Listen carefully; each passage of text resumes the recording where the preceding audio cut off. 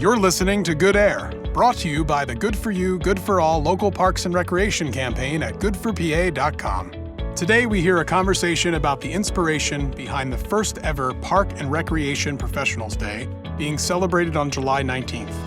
We'll hear from Tim Hurd, CEO of the Pennsylvania Recreation and Park Society, and Pam Salakangas, Director of Center Region Parks and Recreation in State College, Pennsylvania. This episode is hosted by Philadelphia journalist Elena Johns and is supported by the Pennsylvania Recreation and Park Society. Tim and Pam, thank you for joining us on Good Air. So, Tim, I'm gonna dive in with you. Can you tell me a little bit about what you were doing when you got the idea to launch the Pennsylvania Parks and Recreation Professionals Day? And how did the idea come to you? Well, it's interesting because I had taken a 4-day weekend after a particularly busy time at work, and I was out walking on a trail through a local park when the idea came to me. Mm-hmm. But what's important there is that if I hadn't taken the time off to be a practitioner of recreation, my brain wouldn't have relaxed away from the immediate, important, urgent issues right in front of me. Stepping away like that refreshed my creativity, allowed other possibilities to percolate. So it was very interesting that it just sort of popped into my brain as I was relaxed and recreating. So you took this concept all the way to the Pennsylvania State House. We have a formal resolution making July 19th the inaugural Pennsylvania Parks and Recreation Professionals Day. Do you want to say anything about carrying that process through and how it feels to get that recognition? I mean, this is the first statewide celebration of its kind happening anywhere, right? Yeah, well, what we hope to accomplish with it is to elevate the awareness of a profession, to create more universally recognized value for Parks and Rec and its essential services to the community. And as more people come to regard its importance, not only to their personal lives but our communities, that will in turn influence decision makers in granting higher priorities and hopefully greater funding to park and rec related issues that contribute to greater livability and enrich lives. And yeah, it's exciting to be the first that we know of, I should say it that way. Mm-hmm. We're looking to share the concept with other states and perhaps make it a nationally recognized purposeful day in the future.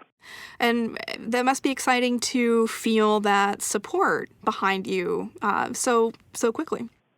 Well, we've in the weeks that we've had this announced and beginning the promotions, we've received wonderful feedback from people saying, "Hey, this is a great idea. Glad to hear it. Why haven't we done this before?" And jumping on board to help promote it. So, Pam, can we talk a little bit more about these careers? I know that one thing folks need to realize about a career in Parks and Rec is that it's not going to look like a traditional job from what you're doing or where you are or the hours that you're working. So can you talk a little bit about the challenge of those sort of non-traditional job aspects for these professionals? Yeah, and there's two different aspects to that, too. You know, first, some folks don't even get into the field until maybe their second or third career choice. I am one of those people. I started out in a completely different field, and by taking some time off from college to figure out what I wanted to do, I landed in Parks and Recreation because the town I was living in started a brand new department.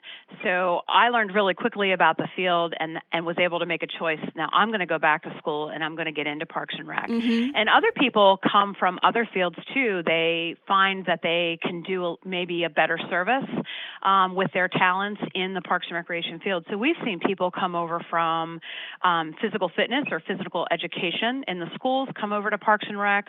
We've seen people switch from healthcare, maybe in a hospital or a different kind of setting, coming over to Parks and Recreation because they want to reach people in a different way. So, but once you are in this field, that second aspect is a tough one. Coming in, we try whenever we have interns or young professionals in our offices, we try to educate them that this is a non-traditional job. Typically, if you are in a programmer's position, you're going to have some non-traditional hours because we are trying to provide opportunities or services for our customers who typically are working during the day and are recreating with us at night or before work, or they're doing things on the weekends with us. Yeah. Tim, do you want to jump in real quick on what Pam was saying a moment ago? I know that you also didn't start out in Parks and Rec, right? You have a degree in something completely different. I do. My degree is in meteorology, and I began my career in environmental education and worked with many local park and rec groups in providing nature day camps in local municipal park settings, and backed my way into parks and rec, that direction. But I'd also point out that there are many in the profession who have also started out as community volunteers, serving as coaches or on a committee or as a board member. True. And in that way got more involved in those various services. And their backgrounds are, of course, as diverse as the rest of the population. One thing that stands out to me, hearing about how diverse your backgrounds are and knowing that people come in to this field from many directions, we know that Parks and Rec really supports a very holistic view of the community. There's just all kinds of aspects of it, not just about walking through a park, but we're talking about sustainability, we're talking about education, we're talking about social life and relaxing, and even interventions for at-risk youth, for example. So in terms of these kinds of careers, can you maybe spotlight some lesser-known Parks and Rec job descriptions that are good for our communities that people may not realize? I can definitely touch on that. Sure. Job descriptions that we need in the field that are really well supported, especially in smaller departments all the way up to the larger ones, is folks who have experience researching grants, writing grant applications. We do a lot of local sponsorships, and we're doing a lot of fundraising, and particularly in our agency, and I know other agencies do that as well. So when you've had that experience in the private sector of doing fundraising, one-on-one asks, it really relates well to Parks and Recreation because our funding stream, which is typically tax dollars, is always supplemented by those things, grants, direct donations, and some fundraising, general or I should say capital-focused fundraising. So that's one area for sure. Yeah, Tim, do you want to weigh in on that? What's a job in the Parks and Rec field that we might not expect? Sure. Well, I'm going to not speak to a specific job title itself, but park and recreation systems in general contribute to improving personal and community living in many different aspects. Everything that's important in the community, recreation and parks touches. So it's health and wellness, and it may be things like chronic diseases or nutrition, healthy food production. But it's also environmental sustainability, wildlife habitat preservation, connection to nature, brownfields restorations. Yep. It's social equity, it's community and neighborhood engagement, it's cross-cultural respect and interaction. It also extends to economic stimulation, placemaking and events, and businesses development and attraction. But there's more. Well, and if I could touch on that for Tim, here locally too, a lot of those resources that Tim just mentioned, we're very lucky to have right next door in our planning office. So sustainability planners, those landscape architects, those folks that are working with us to connect bike trails and walking trails through our green spaces in this community and getting folks into, other areas of the community. It's a great resource. Not all departments are able to hire those folks, but having access to them, those relationships and partnerships are definitely key as you start to look at how your community is changing. Yeah, and when we're thinking about how we do expand and how we get outside of the box, beyond our boundaries. Maybe, Pam, I know this is something that's important to you especially. Parks and Rec isn't just, heading to the playground, for example. It's a way for people to try something totally new in an accessible way. So do you want to talk more about this? Like, what kinds of things are Parks and Rec staffers helping people do that they might not be able to do otherwise? Yeah, we are really focused in the last 2 years. We've really been focusing on this as how to use what resources we have in the community, mostly our parks, because we're really heavy in the number of parks we have here, and introducing classes you might typically do or participate in indoors. So, for example, we're really trying to provide new and different access to health and fitness in an outdoor area. So outside of a four-walled gym, we're bringing, fitness and health in many different ways through walking programs, through things disguised as fun, but get kids moving, like we're doing an obstacle course program right now out in a park setting. So using all the natural features of the park, plus bringing in some small equipment. So I know that one way that you're celebrating this day at Center Region Parks and Recreation is the rollout of this new Rec on the Go program that you guys have. So do you just want to tell us more about that? We are so excited about this program. We're kind of doing a soft run through right now, these couple weeks leading up to this very special day in July. We cannot tell a lie. We took an old idea and made it new again, right? So back in the 60s and 70s, summer camps used to be a walk-up service. You could walk from your neighborhood to your neighborhood park, and you might have paid a drop-in fee, and basically you could spend the day there on the playground, making crafts, playing games, whatever it may be. And, summer camp has transitioned, but we have some folks in our particular area that may have less access either to transportation or to funding for our traditional summer camp model.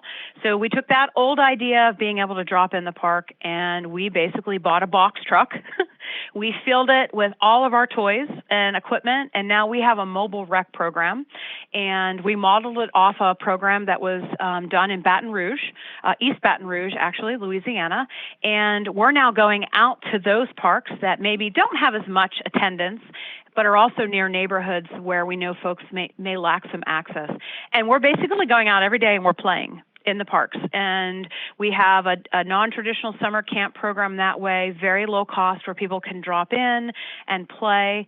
And then the other part of that is we're having these family game nights where we're going to parks at night and we're asking families, unplug, come out and play with us. And our first one, we ran on Wednesday night. We had over 50 people come, and it was people of all ages, moms and dads, and I saw people playing kickball. I saw them doing, chalk art on the sidewalk. We had people playing giant Jenga, board games, can jam, cornhole. It was so wonderful. It brought tears to my eyes to see people embracing that idea and walking to our parks. So Tim, to kind of wrap up, we'll land back with you. So we have the inaugural Pennsylvania Parks and Recreation Professionals Day coming up. It's July 19th. I know that this year you're really focused on building sort of a prototype for events and raising awareness around it. Can you talk about how you picture growing this in the future? What will it look like down the road? Well, I mentioned that we hope to expand it to other states and nationwide, because this is something that will work in many other places rather than just the Keystone State.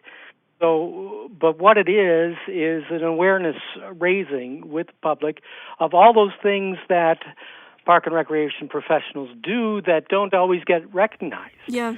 When you when you go to visit a park that it's clean, safe, and ready to use. Well, somebody has prepared it for you.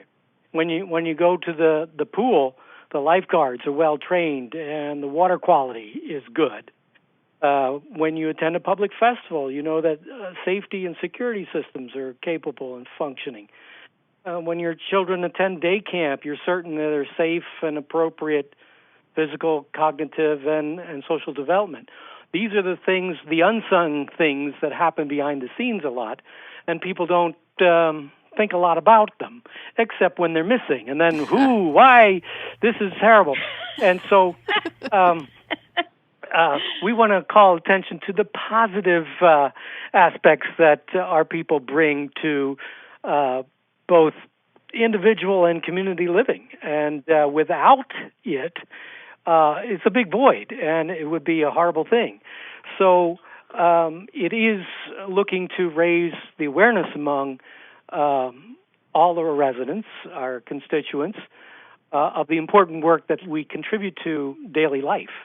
And then in that way, it perhaps may find a better or higher priority in decision-making in the communities, and that we then are having a greater seat at the table when issues face the community, and what we can help do to connect people to each other and to the services that they need, because we, again, touch all those important things, and we can reach out to the police and the safety people, but also the urban planners and the landscape architects, so that we have a more comprehensive set of services to the community. So it's a big dream, but one that certainly has great potential. And we look forward to this expanding and catching on and getting a little more traction every year. And then what I think I'm hearing is once we're looking forward to July 19th, then once we get past it, maybe everyone should ask for a day off so then they can do some brainstorming. Right. And then come back for next year. Well, we are a hard-working bunch of people in this profession. Yeah. And yes, we are very passionate and committed to what we do, but summer is when everybody else wants to recreate outdoors in the park. And, well, that's our busy time. We've got to be out there and providing for those services. So, yeah, it's a challenge sometimes to intentionally step back, step away, and refresh ourselves so that we can continue to be the better professionals and individuals that we hope to be. Great. Could I echo something that Tim said? Absolutely. As a local professional, I love this idea, and I love the fact that this day is moving forward because it does recognize those really hard-working unsung heroes. Tim mentions that park maintenance, the expectation of coming and your park is trash-free and your grass is mowed and your trees look beautiful, and there are folks doing that work that some of our participants never see. And it gives us a chance to thank them, and it gives us a chance to ask the elected officials to do the same thing and recognize that hard work. Because they have those expectations too. And, loading the Rec on the Go truck, that's a small piece, even though we're driving it from place to place. We still have to coordinate that.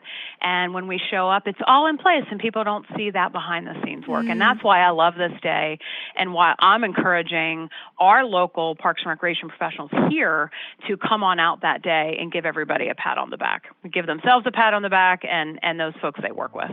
Exactly. Well, congrats to you guys for your hard work so far on this. It sounds like you're onto something good, and we'll look forward to seeing what it becomes in future years. Thank you so much. Wonderful. And in the meanwhile, go to the park. Get outdoors. Will do. Will do. Thank you both for being on Good Air.